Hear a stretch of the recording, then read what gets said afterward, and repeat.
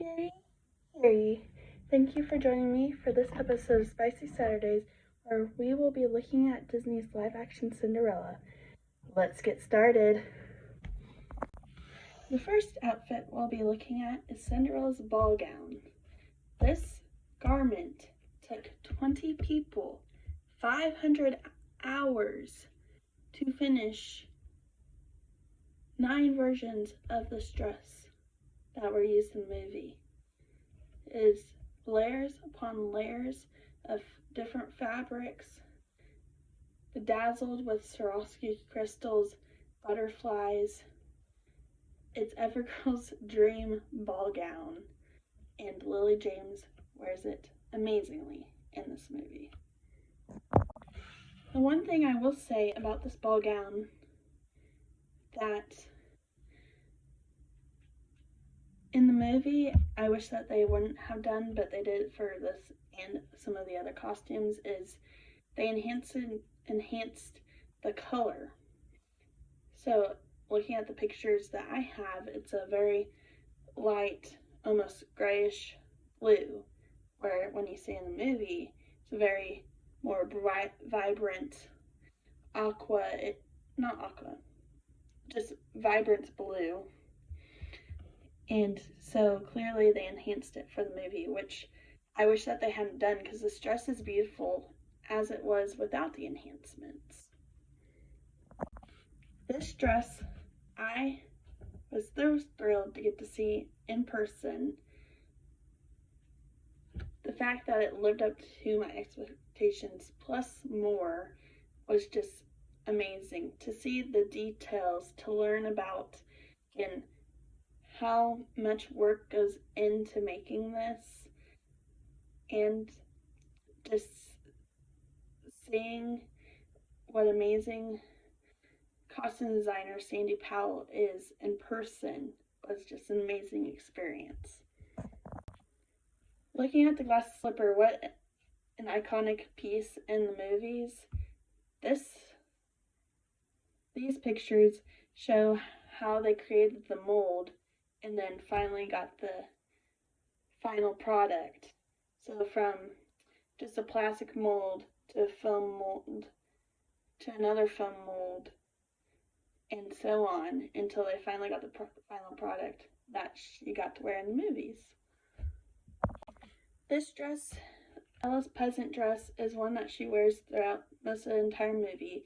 While it seems very simplistic, it's actually, aside from the ball gown, probably my favorite. I just feel like it foreshadows her ball gown, not only in color, but also it has that corset as well. And then I love that they added flower print to the dress. That throughout the movie, Ella has different florals, or you see the butterfly theme, basically the attachment to nature and delicacy and kindness in her outfits, including this one. Her wedding dress. Wow, wow, wow, wow, wow, wow. All I can say is wow. It is so light and airy, yet the corseting, once again, gives it structure. The long train, the floral included on this one too. It's just a masterpiece. And the dream dress that I know I dreamed I, would wear.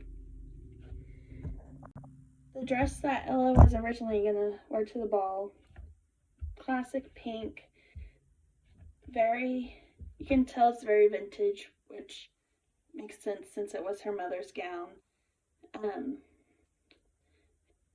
And then it has some very interesting sleeves. I feel like if this, which I know this was also going off of the animated version, but I feel like if the dress had lost its sleeves, it would have had a more modern, younger look than it does with the sleeves. This is probably my least favorite dress that she wears, and it's also the dress that well, except for the wedding dress that she wears for the least amount of time. But I do like how it still plays in the storytelling. So, in looking at all the dresses that Ella wears throughout the movie, plus probably a few other ones I didn't include, she has a very cohesive look throughout. She's always wearing some kind of corset, even as a peasant. There's always florals or a butterfly or some nature themed detail on her outfits. They all go with her character, like it's very simple, light, delicate, but also just very structured and sophisticated. So I feel like, and it goes very well with the animated version of Cinderella. So for Ella's looks, Sandy Powell did an amazing job. Fairy Godmother. Little known fact, Fairy Godmother, the actress Helen Bonham Carter, who played the Fairy Godmother in this movie, also played the Queen of Hearts in the Alice in Wonderland movies that we've been looking at previously. So she has a lot of range, which is why she's one of my favorite actresses. But looking at the costume, it's funny, she has a line that says right before she switches into the set, let me switch into something more comfortable. In my opinion, this is not a more comfortable look at all. I don't know where the comfort comes in. I don't see it. Just with the voluminous skirt and the wings and just all the structure. I don't get how this was more comfortable, but hey, Fairy Godmother, I guess we're different people.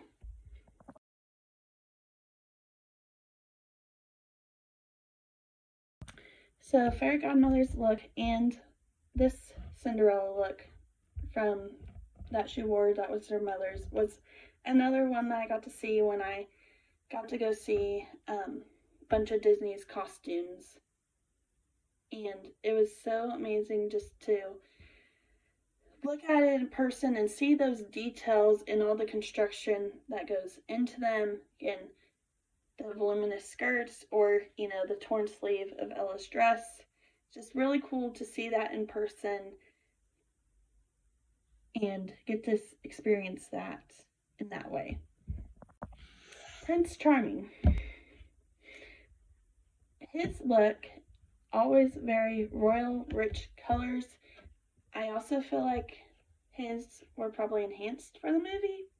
Not really sure because I didn't get to see his in person, but I feel like they were probably enhanced just with how vibrant the colors come across in the movie. But this first look, green jacket with lots of embroidery, a blue ascot handkerchief, gold vest.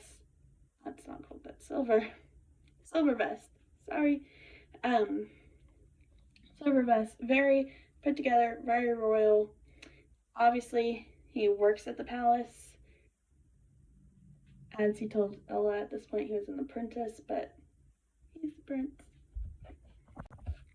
The second look that Prince Charming wears is very, almost, it seems toned down, but it still has a lot of those royal characteristics. And this is also his ball, the look that he wears to the ball, where Ella is wearing that big blue ball gown. And so in order to highlight that dress, they probably put him in something very pure, plain, but still has all the embroidery, has touches of blue to match her dress, white, just very simple but sophisticated look for the prince to wear to the ball. So in looking at those two Prince Charming looks, plus a couple of others, again, very cohesive with color choices, with fabric choices, the embroidery, and again, most of it is meant to be not only cohesive with his character, but cohesive with Ella and her outfits, especially like for the ball scene. The stepsisters, Anastasia and Drizella. Man, these characters make me chuckle. They kind of remind me of female versions of Tweedledee and Tweedledum. Except for the fact that, well, in the movies we've seen, Tweedledee and Tweedledum had more muted color palette. The evil stepsisters do not. They are bright, very childish, very ditzy dresses that are just kind of funny to look at, especially with comparison to their personalities.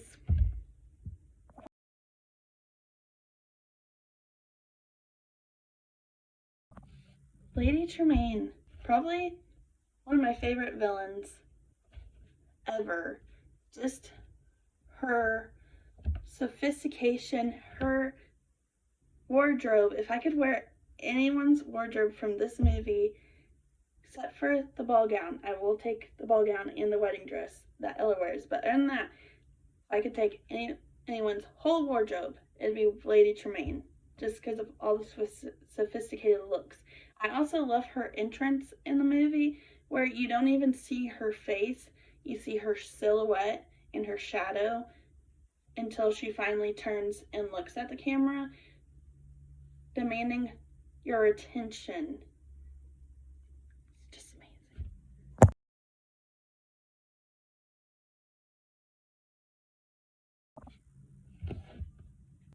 The stepsisters and Lady Tremaine were a couple of other garments that I got to see when I saw that exhibit. I wish that they would have had a couple of their other pieces, just because these ones seemed a little bit toned down and not as powerful, especially where Lady Tremaine is concerned. Of the wardrobe, like, I would have loved to see Lady Tremaine's first entrance outfit along with like the hat.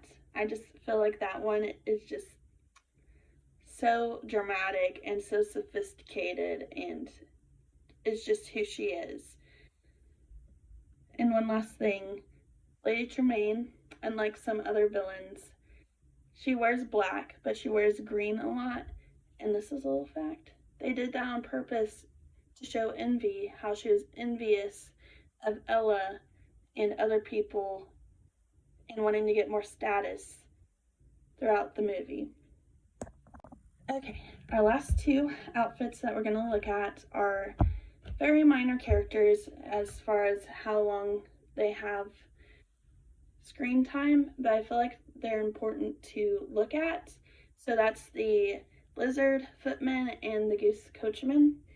I just wanted to kind of touch base on these two costumes because of how on the lizard you see that scaly fabric and kind of the ombre effect on the fabric of the hat and his suit.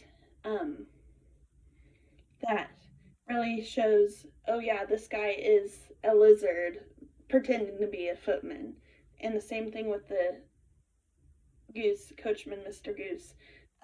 You can see the feathers, and he has stripes that kind of, if you were to look at like a goose or a duck's skin, it kind of looks like that in this sort of way. But just the fact that like Sandy Powell thought out that these characters needed to resemble the fact that they were animals transformed for these scenes. Well, that wraps up this episode of Spicy Saturdays. I hope you had a ball. Join me next time when we look at Disney's live-action Snow White. Till then, I'm going to go dive down in a rabbit hole. See you next time. Bye.